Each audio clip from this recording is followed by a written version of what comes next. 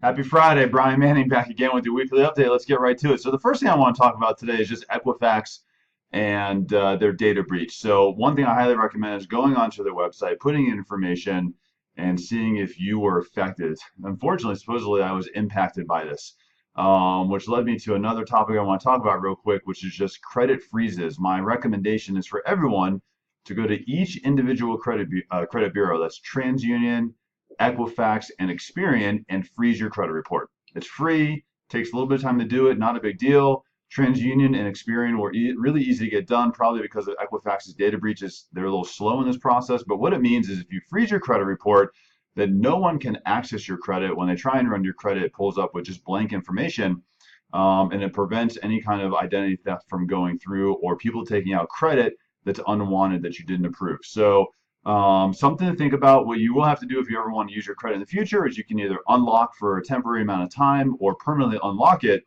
Slightly a nuisance, I understand that, but in the world that we live in with potential identity theft, I'd highly recommend it. So take a look at credit freezes. If you have any questions on doing this, call me. I can walk you through the steps.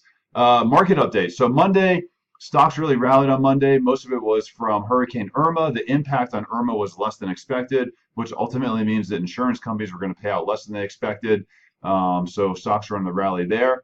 Tuesday this week, we started to get some housing data. So we got CoreLogic and giving us feedback on national delinquencies and really serious delinquencies. So for CoreLogic, that's anyone that's more than 60 days late on their credit report. So right now on a national level, year-over-year basis, last month that was 2%. So 2% of all people with mortgages in the U.S. were more than 60 days late, and that's down to 1.9%. So still great, strong housing market data. Every Wednesday of the week, we get mortgage applications. This looks at how many applications were taken throughout the prior week.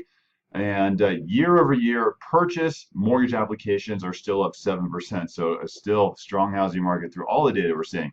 Then Thursday, important report, we get CPI. So this is the Consumer Price Index.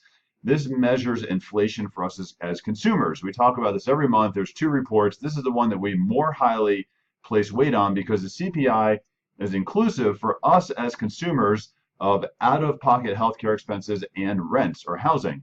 What the Federal Reserve looks at as PCE, it's different. It doesn't take that into account. So headline number for CPI went up from 1.7% to 1.9%. Most of this has to do with fuel. So if you look at the core rate, this strips out the volatile fuel and food. Core rate was stable at 1.7%. So month over month basis, we really didn't see any change in inflation there. Also got some information on housing rents. Nationwide housing rents are up 4% year over year, something for first-time homebuyers to consider.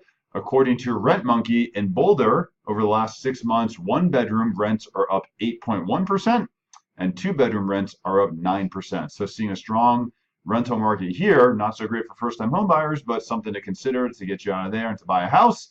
In Denver, what's interesting is also according to Rent Monkey, is that one bedrooms over the last 6 months were up 0.7%, and two bedrooms are up 1.4%. So maybe a little bit of softening in the rental market there. Overall, this week, the yield on the 10-year Treasury has been steadily increasing. What does that mean? That just means mortgage rates are going up. So this week alone, compared to last week, we're seeing rates anywhere from 1/8 to 1/4% higher based on the loan program that you're looking at. So certainly seeing a little bit of increase in rates there. I'm around all weekend. I would love to help you with your business. If you have any clients, have any questions, if you have any questions, please give me a call. Mornings, evenings, weekends, it doesn't matter. I'm available. Love to help you. Have a great day. Happy Friday.